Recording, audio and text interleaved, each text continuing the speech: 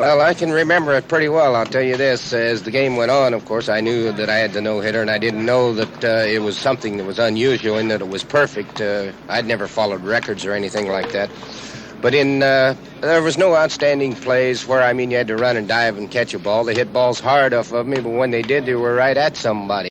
But in the 13th, Felix Mantilla was the leadoff man, and he had a nice routine ground ball to third base, and Don Hope picked it up, looked at the seams on the ball, and threw it in the dirt.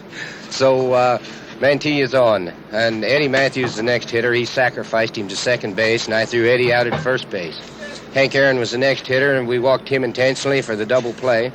And Joe Adcock was the next hitter. One out, batter Adcock. Here's the pitch. There's a fly ball deep right center. That ball may be on through and over everything. It is gone. Home run. Threw a high slider to him, and he hit it right out of the ballpark in right center field. And the score still wound up 1-0 with the home run with 2 on.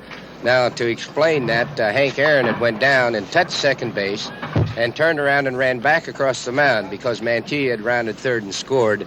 And Hank didn't give it too much thought, I guess. And when I looked back, I saw Adcock pushing Hank around the bases.